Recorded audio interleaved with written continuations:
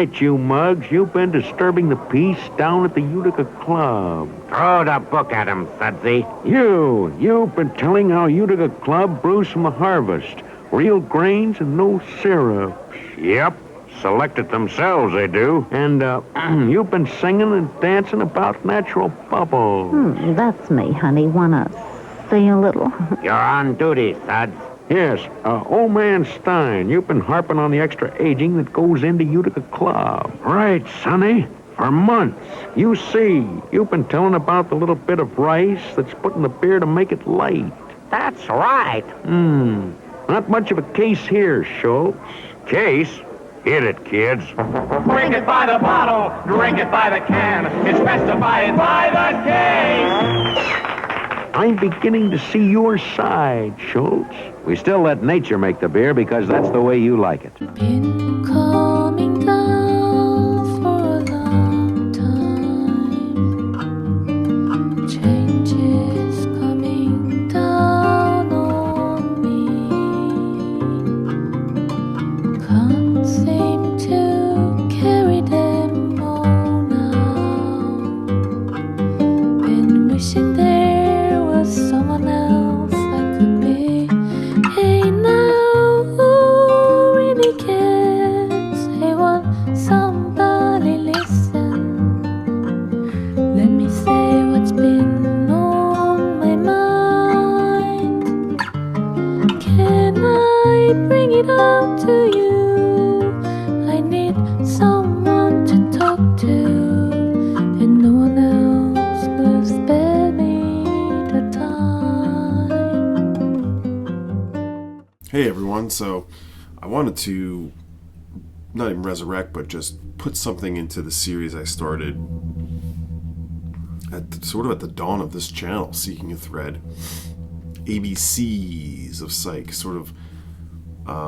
psychedelic subgenres that mean the most to me, or like my favorite. I've done one on UK stuff, I think, rural rock. Of course, I did the top 100 psychedelic records in my collection. I'll link to those. The ABCs of Psych and the Psychedelic 100, those are both playlists you can find on this channel. But I wanted to do one specifically about acid folk, psychedelic folk, sure.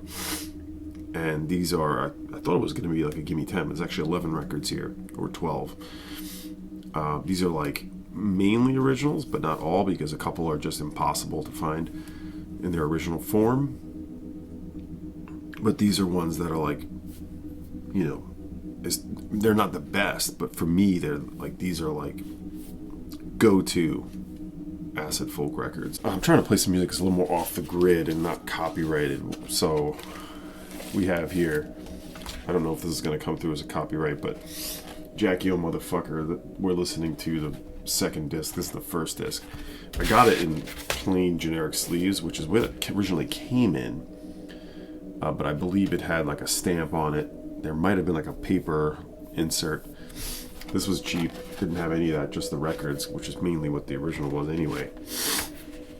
This is a not progressive, but experimental drone noise folk project out of the Pacific Northwest with a lot of records. They're not technically a group anymore, but I don't know that they're necessarily inactive. They could easily release something, but everything that was always done in a DIY style. A lot of CDRs, but definitely records. And I recently got a couple that I didn't have. So if anyone has this record that could make me a photocopy or something of an insert or the front stamp, I'd appreciate it. I was trying to find it online, but I couldn't really isolate one that made sense to print.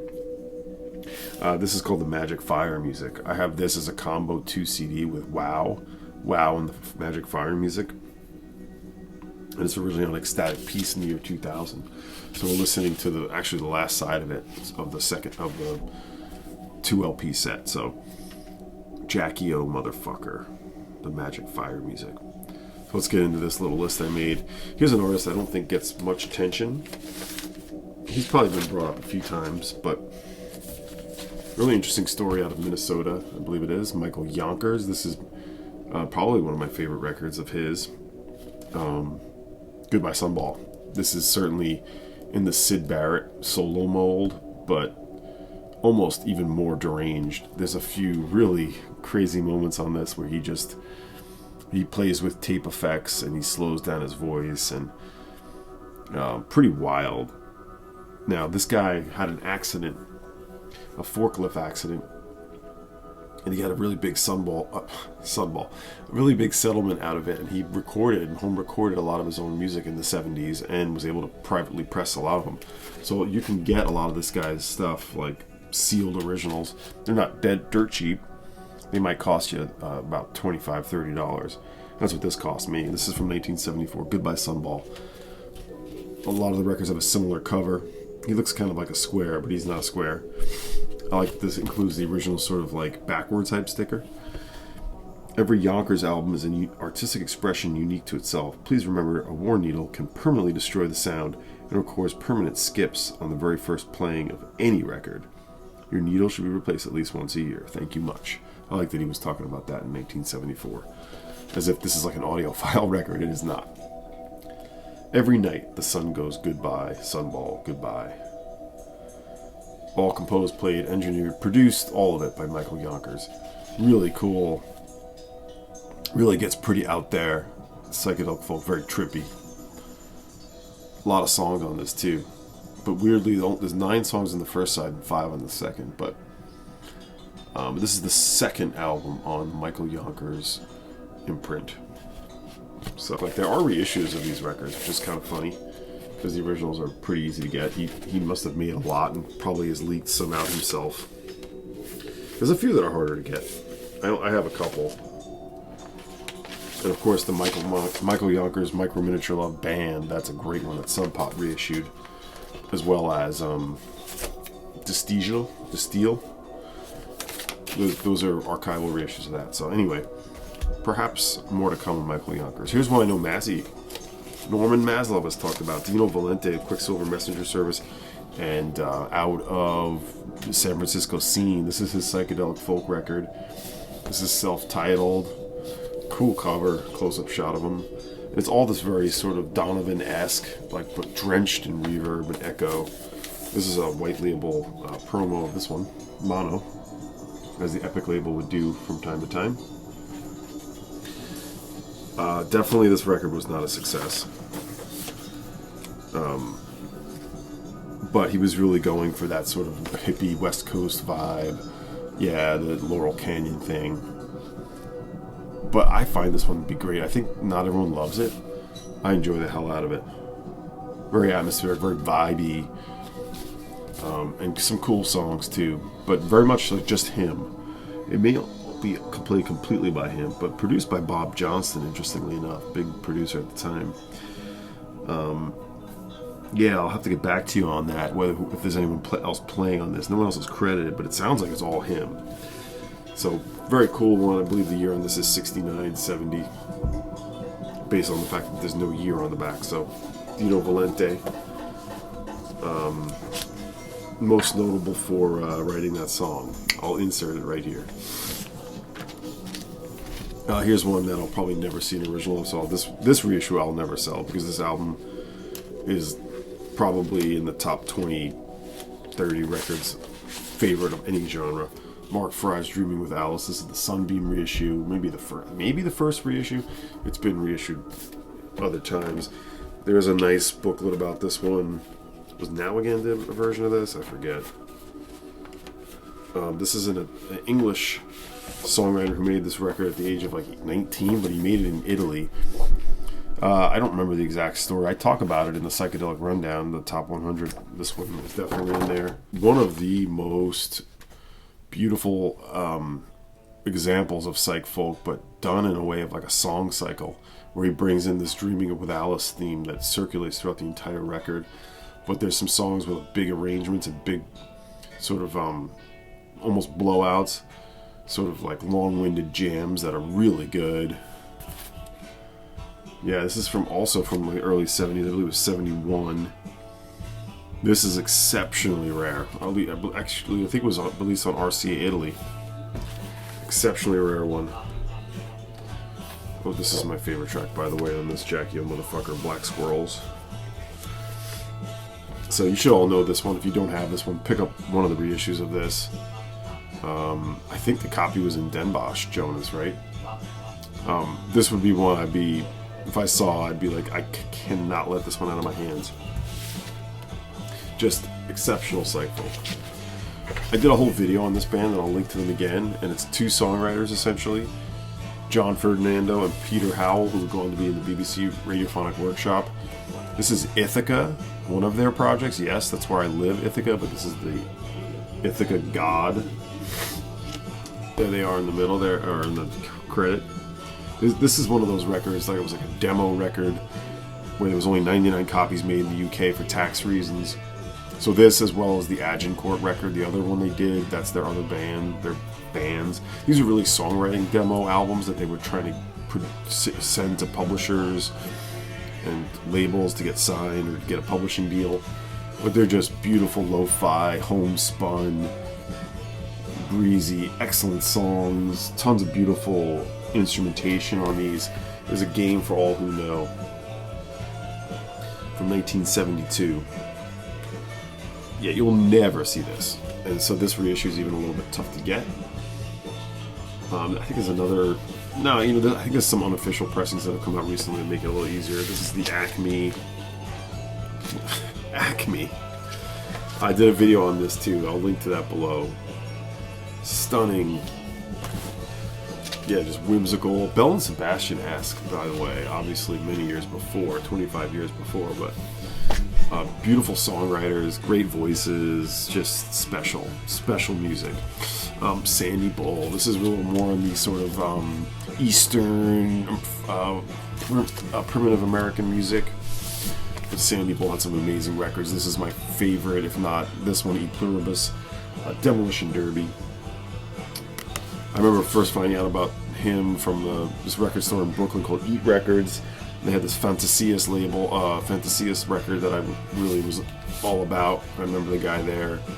I used to know his name. He turns up at WFMU. Forgetting, but we've talked a few times. I remember him recommending this to me. And then I found a copy of this in a dollar bin not too long later. I've since upgraded that one. This is from 1972 on the Vanguard label. He's known for playing the oud as well as acoustic, but he really goes into some real fusion, not fusion jazz, but like a fusion of sound, and a fusion of different type of things going on. I love Sandy Bull. Yeah. Only a few records. You should get them. On the Vanguard label. Demolition Derby. Beautiful stuff. Really good. What's the... Yeah, Gotta Be Juicy. He does a version of Tennessee Waltz, which is not like what you'd think.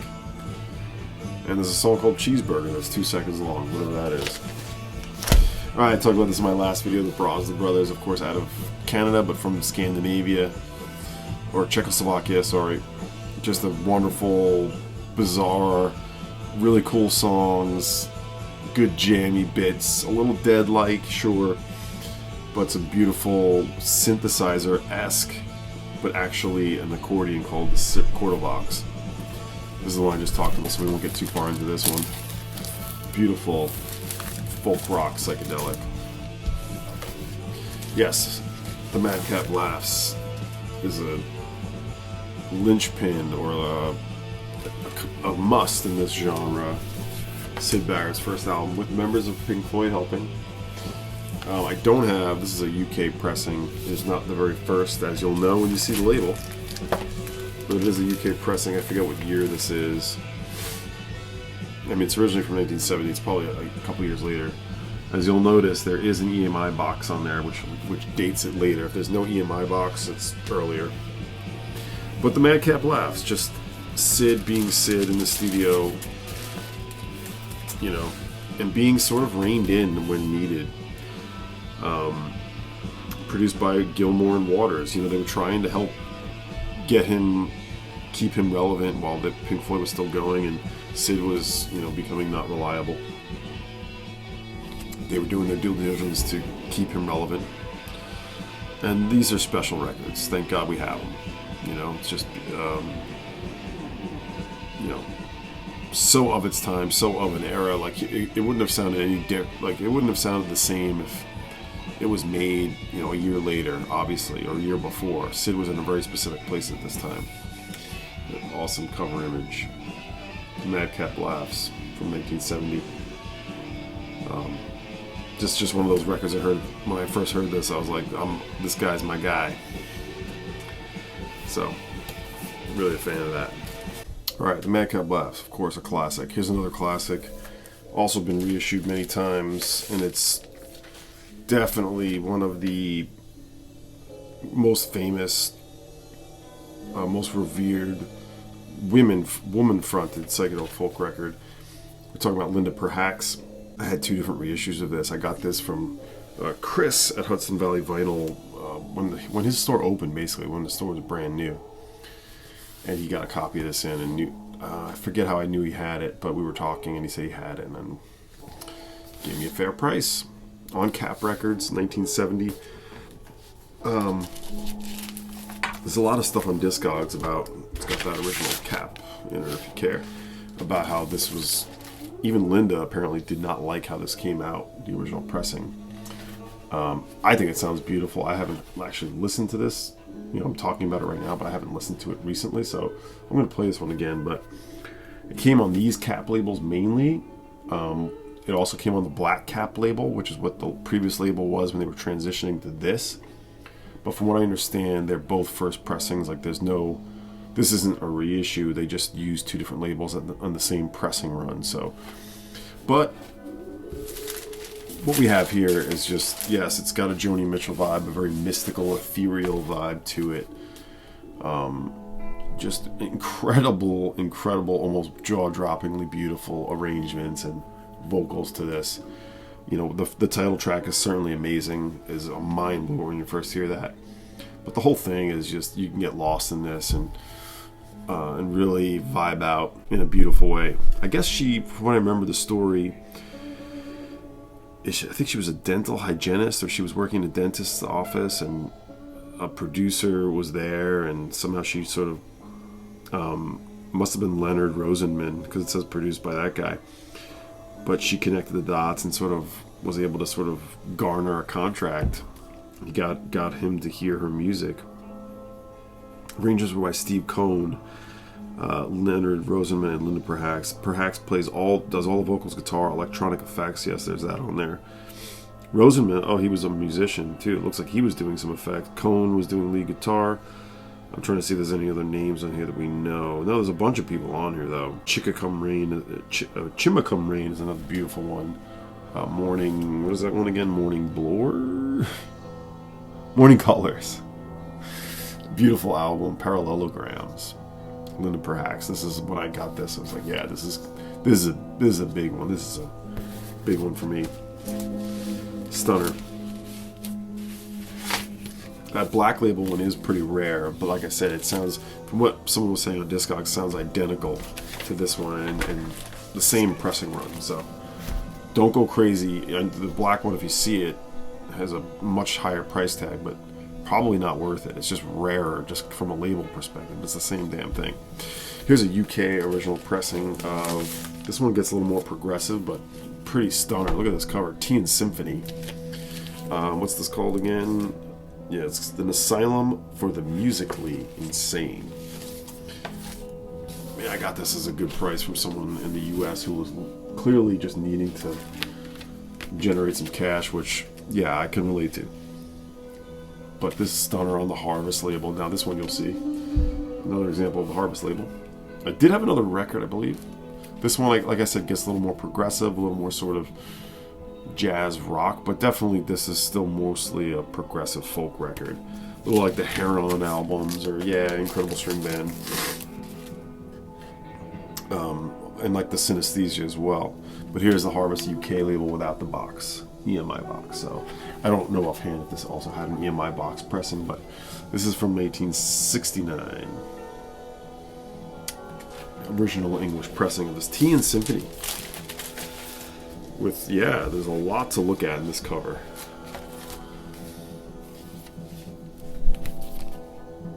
Lovely record. I'm not really looking to get into each story on these. That's not what this video is about. This video is about just showing quick and talking quick about some, you know, top tier Psych-Folk and mainstays in my collection. So that's what we have here. And of course there's others. You know, I'm not showing you everything. I'm mainly showing originals too. There's some I'd love to have that I don't have. And there's other ones that are more straight folk that I'm doing. I'm more really talking about acid folk. And there can be no more, you know, these next two anyway. No more greater example of this than one of my all-time favorite records. This came up as number 2 in my Psychedelic 100. Spence Oar, Alexander Spence Oar, recorded all by himself in 1969, released on Columbia Records. Apparently was always known as one of the worst-selling records of Columbia for the time. It was also released in Holland. I got this, you know, I looked for this one for many years in my early days of collecting records, and I got this about, I don't know, 10 years ago now? Something like that, maybe a little less. I didn't get it for cheap, but this record continually goes up and up, so I got it for probably a good half of what it goes for now. This is a nice copy. Near mint copy. The sleeve has a couple of marks on it. There's that, you know, classic original Columbia. But Skip, out of, you know, he was with Jefferson Center playing in Moby Grape, and I mean, this is just, man, if that's not the man of someone who needs some help. But thank God he was able to make this. It's just so out there and so down and very psychedelic. I mean, it's just, phew. And it's worth getting. I have the End Oregon, where it's all these other versions of these songs, because he recorded all of these himself. All apparently came up with him while he was in prison. Drove down to Nashville. It says date recorded December 16th, 1968. But all the outtakes, the End Oregon that Modern Harmonic or Sundays did, there's a ton of different versions of all these songs, and that thing's amazing because he was coming up with all these different takes, but they're not just the same type. There's like more free-flowing versions of things, more like aggressive things. There's other like unreleased music that's on that. So I highly recommend End Oregon. It doesn't have the original album. It's only the other versions of all of these songs. And every song on here is just fucking beautiful. Just beautiful. Grey Afro being probably the most like out there and out for, you know, psychedelic rock, but this is definitely more. This is, when you talk acid folk, it's this. So we should all know this one. Another one you should all know, and I talked about it, so I won't talk about this one too much, but this is another one of those acid folk musts. Red Hash, Gary Higgins. 1973 keeps coming up. Yeah, out of Connecticut. In prison, but was able to make this album before he left. This one leans a little more folk, but when it comes to like the lyrics and just the sort of burnt quality to all of it, this is definitely acid folk. So I've talked about this one a lot, but it has to be included here because of how important and how amazing it is. And it's just one for me that hard to top, like the Skip Spence, you know. I don't think I put this in my Psychedelic 100, maybe because it was a little more psychedelic folk. Or did I? I actually don't remember if I put this in there. It should have been if it wasn't. It should have been top 20, top 30. But just, when it comes to the songs, they are just incredible songs that he made. He was just a great songwriter. I mean, there's some beautiful stuff on this and really well played. And this pressing, the original on Nufusmoon, sounds just sterling, we'll say. Another one that is a pinnacle of the collection. And here's one that's a little on the cheaper side, but probably have to get this from the UK. I need to upgrade this at some point, at least the sleeve. This, I don't know how many people know this artist, Beau. This is Creation. The artist is Beau. The title is Creation. Now he has a few different records, but this one, it's a little more sort of like acoustic Psych-Folk, but then there's a few songs where, damn, if you aren't gonna jump out of your shoes when you get surprised at like the fuzz that jumps in. 9-minute song is a great sort of like folk rock ripper. The first song in this, that Silence Returns, the very last song on this, that is, wow. It is a hell of a blast of fuzz. Probably the most aggressive and deeply depraved fuzz, you might call it break, that comes in at the end of it. It's on John Peel's Dandelion label. So not a ton of records on that. Of course, Bridget St. John is another. And I have not heard his other record that came out around the same time. This is the one. I remember getting this for about a $30 record. I don't know. It's not in the best shape, so it probably would be a little more than that. But check this one out. There's probably, there's definitely a reissue of this. I used to have one. My sleeve is not in great shape. That's really the main issue. It's mainly him, and it talks about who the band is on the songs that there is band, because it's mainly acoustic and solo, and those are great too, because he's clearly in a state, we'll say, on those solo tracks. But when the band joins him is when it brings in that acid folk quality. I thought it talked about the band that plays with him here, but I guess it doesn't. I'll try to insert it right here, because it is a band that has either a record out or was a part of a record that was out. Anyway, Beau's creation, I think this is from 71 as well. 1971, yeah. This is up there for me. Obviously, I'm showing you this video for psychedelic acid folk, and that's where we're going to leave it. I want to sort of keep this one a little on the shorter side. For the ABCs of Psych Acid Folk Edition. I hope you like that. And yeah, I do have some acid archives I will be working on. So, I hope you enjoyed. Tell me about some of your favorites. And they're probably mine too. These are just the ones I have. There's things I'm looking for that would easily be in this video too. So, tell me some of your top tier acid folk, psychedelic folk records. Cheers. This is Seeking the Thread.